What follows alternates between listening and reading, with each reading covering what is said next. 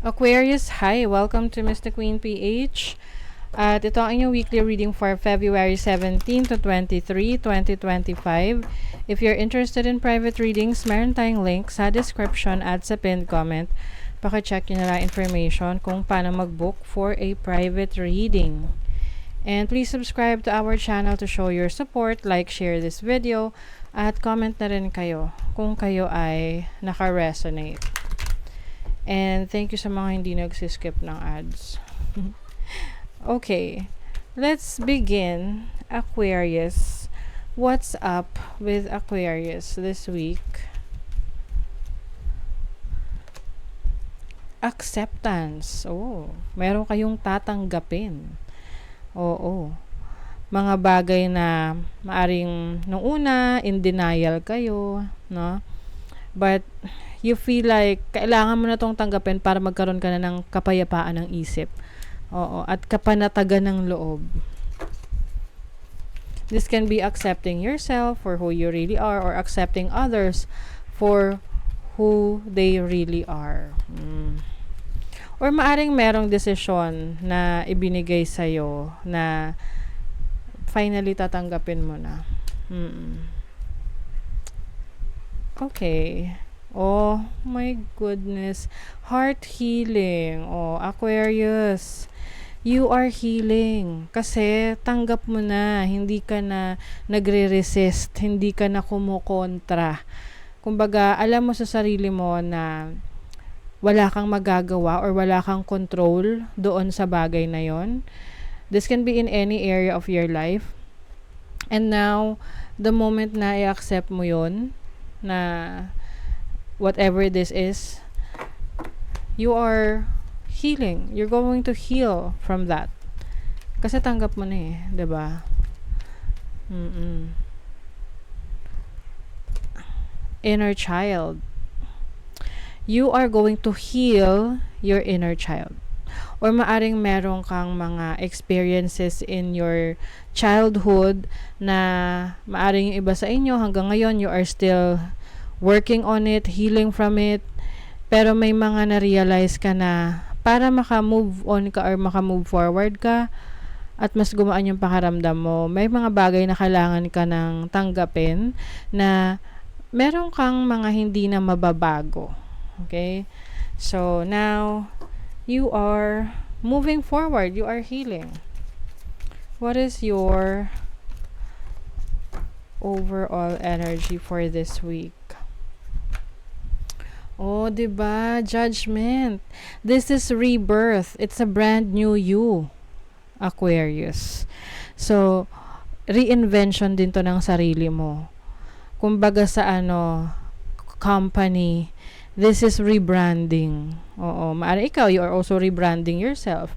Halimbawa, sa social media, kung ikaw ay social media influencer or content creator, you are rebranding. Kung dati ang content mo ay may kinalaman sa makeup or health and beauty, tapos you are rebranding kasi halimbawa, nagkaroon ka ng sarili mong family, so you are now focusing on vlogging about your family experiences, yung mga ganon. So, it's like discovering a new version of yourself. So, ngayon, you are discovering yung bagong ikaw. Oo. Kumbaga, tinatanggap mo na, hindi ka na nagre-resist sa pagbabago. Your challenge is, oh my God, the Death card. So, yung challenge mo ngayon is kung paano mo gracefully na pagdadaanan yung transformation na yan. Kasi, syempre, may mga endings, may mga new beginnings, no? And minsan yung mga endings, mahirap i-let go or mahirap tanggapin. Oo. But for some of you, you are going to accept kung ano man yung mga bagay na natatapos na para sa'yo. This can be an end of a relationship, a friendship, connection with someone, or isang chapter sa buhay mo na nagtatapos na, or career path na sa tingin mo, it's no longer serving you, so you are going to a new direction.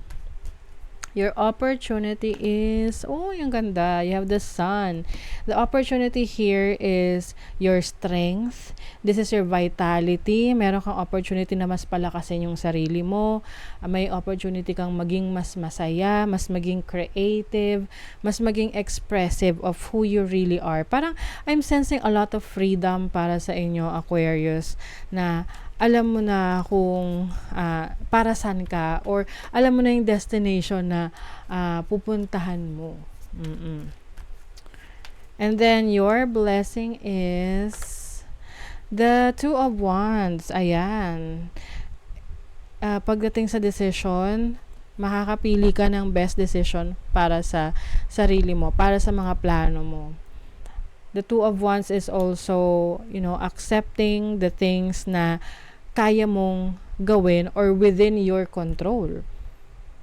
Some of you merong blessings of travel, exploration, pwede ring partnership, can be business partnership, collaborating with others. Some of you may blessing rito na pag-abroad or migrate sa ibang bansa. Wow, abundance, bearing fruit, fertility, and harvest. So, Aquarius, yung mga pinaghirapan nyo, trinabaho nyo, ineffortan nyo, makikita nyo na yung resulta nyan. And there is abundance in your hard work. You are now enjoying the fruits of your labor. Wow, you have network, support, associates. So, I think, yung iba sa inyo, Aquarius, napapaligiran kayo ng mga tamang tao, no? Na kung saan sila yung magli-lead sa'yo towards success.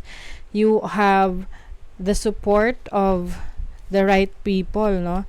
This can also mean support from your community or yung mga colleagues mo, or there are people na naniniwala sa kakayanan mo and sila yung nagiging inspiration mo. Avoidance. So, maaring meron kang iiwasan ngayong week na to. Maaring meron kang mga tao na you would rather, para mas pipiliin mong iwasan na lang sila kesa naman mag-create ng conflict sa kanila, no? Para lang, para gusto mong peace of mind, gusto mo katahimikan, So, maari ring yung mga bagay na pumipigil sa'yo na gawin,